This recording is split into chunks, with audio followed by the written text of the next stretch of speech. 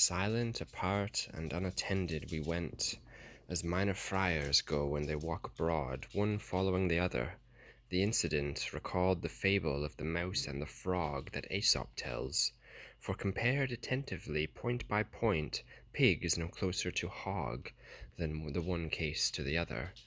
And as one thought springs from another, so the comparison gave birth to a new concern, at which I caught my breath in fear. This thought ran through my mind. These fiends, through us, have been made ridiculous, and have suffered insult and injury of a kind to make them smart. Unless we take good care, now rage is added to their natural spleen. They will hunt us down as greyhounds hunt the hare. Already I felt my scalp grow tight with fear. I was staring back in terror as I said, "Master, unless we find concealment here, and soon, I dread the rage of the fiends. Already they are yelping on our trail. I imagine them so vividly I can hear them now." And he, "Were I a pane of leaded glass, I could not summon your outward look more instantly into myself than I do your inner thought. Your fears were mixed already with my own, with the same suggestion and the same dark look, so that of both I form one resolution. The right bank may be sloping. In that case we may find some way down to the next pit, and so escape from the imagined chase." He had not finished answering me thus when, not far off, their great wings outspread, I saw the fiends come charging after us.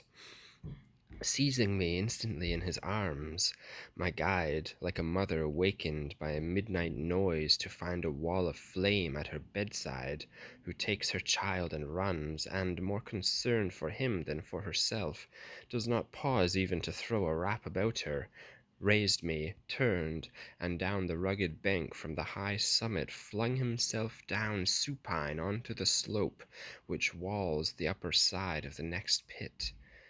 Water that turns the great wheel of a land mill never ran faster through the end of a sluice at the point nearest the paddles, as down that hill my guide and master bore me on his breast, as if I were not a companion but a son, and the soles of his feet had hardly come to rest on the bed of the depth below, when on the height we had just left, the fiends beat their great wings. But now they gave me but now they gave me guide. But now they gave my guide no cause for fright, for the providence that gave them the fifth pit to govern as the ministers of its will takes from their souls the power of leaving it. About us now in the depth of the pit we found a painted people, weary and defeated. Slowly in pain they paced it round and round. All wore great cloaks, cut to as ample a size as those worn by the Benedictines of Cluny. The enormous hoods were drawn over their eyes.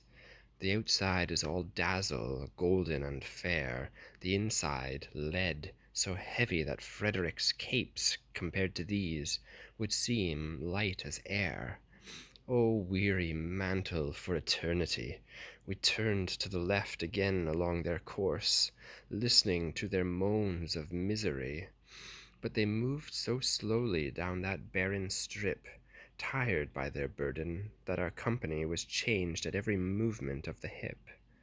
And walking thus, I said, "As we go on, may it please you to look about among these people for any whose name or history may be known."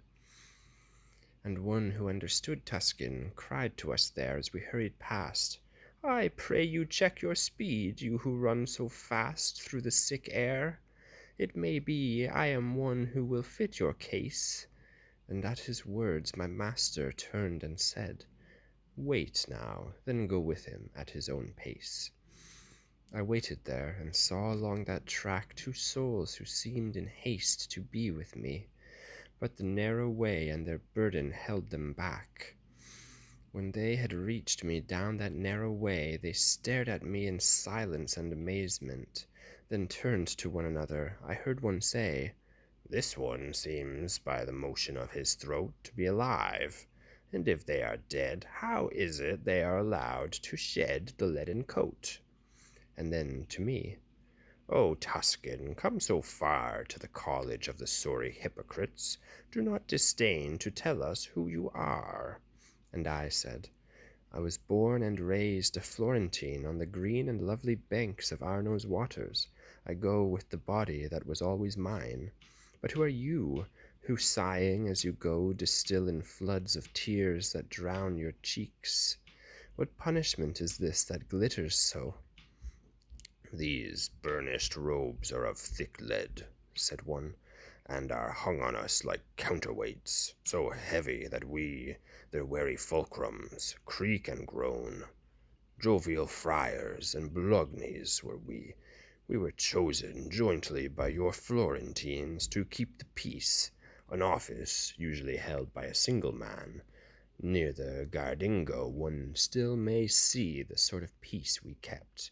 I was called Catalano, he Loderingo. I began, O friars, you're evil, and then I saw a figure crucified upon the ground by 3 great stakes, and I fell still in awe.